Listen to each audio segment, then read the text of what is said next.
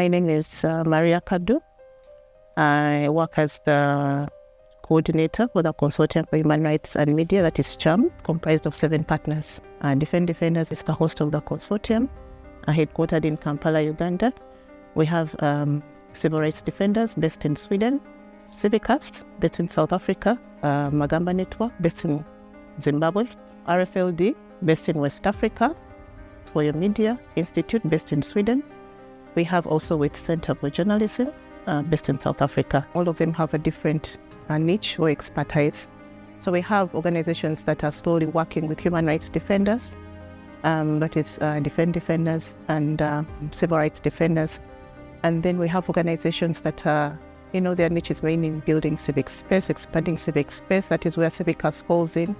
And then we have organizations that are working with the youth, that is where the Magamba Network comes in, youth and innovation, everything to do with that. Then we have organizations working with women, mainly focusing on women, and that's where RFLD comes in, which also has a focus in the Anglophone and Francophone areas that many of the partners are not covered.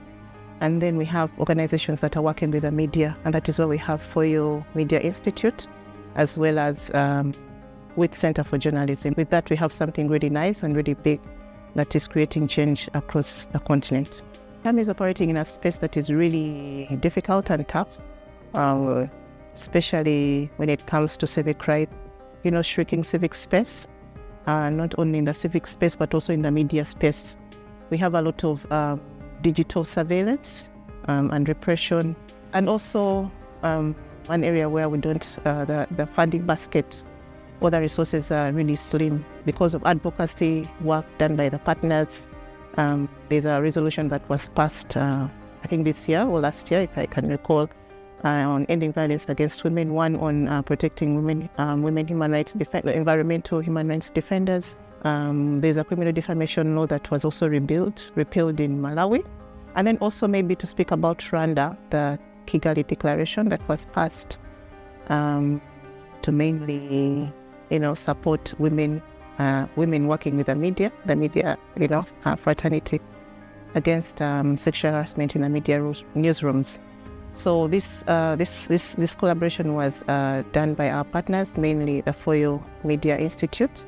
Another key thing I can zero down to is the digital tools that were recently launched through a hackathon that was organized by the partners. We had Magamba, we had Civicast, we had Defend Defenders, and also we had RFLD, who came together, to support experts in developing digital tools that came up to create, an apps that were launched, apps that come in handy to support, people, beneficiaries within the continent on how best to access the African Union instruments, especially touching human rights. How best do you access the Commission? Working with beneficiaries has really opened up my mindset. It has humbled me as well.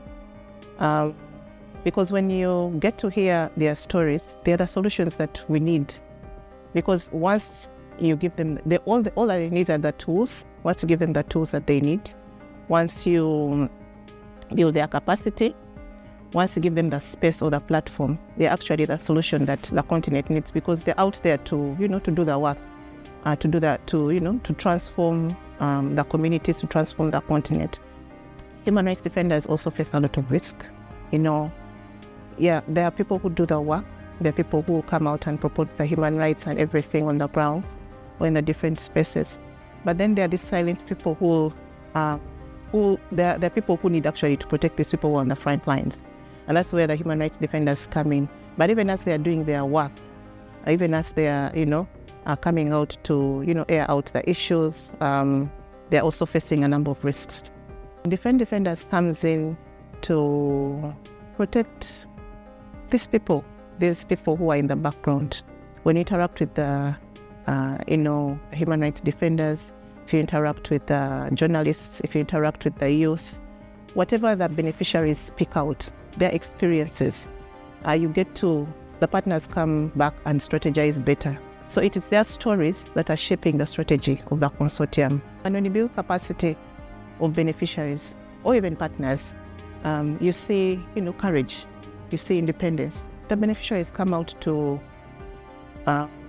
build capacity of others, even trickling down to the grassroots level. You see beneficiaries coming out just to say in one word that if it hadn't been for this training that I've received, I wouldn't have reached this level. Whether they are journalists, whether they are poets, whether they are youth, they're able to gut themselves even as they do their work. What we are doing within the consortium is something really beneficial, and we need to build more capacity. And with building capacity, even beyond the project cycle, the knowledge can keep on, can continue cascading, and it's used in communities. We encourage more collaboration, that even when we're having trainings, you'll find that the training will have a human rights defender, you'll have someone from the journalism sector, different categories of, persons in different areas across the continent. Collaboration is not easy. Working with diverse range of partners, and not only partners, but also, the partners also work with other partners. There's a lot of work that partners want to do, but because of the civic space restriction, the media restriction, partners can't do their work well. Then in the era of technology and AI, there's a lot of online surveillance. So we have partners that are mainly into digital working with technology within the consortiums. Technology keeps on evolving. So with that, it also affects the beneficiaries. So you have to do more trainings. The resource envelope is also not that big.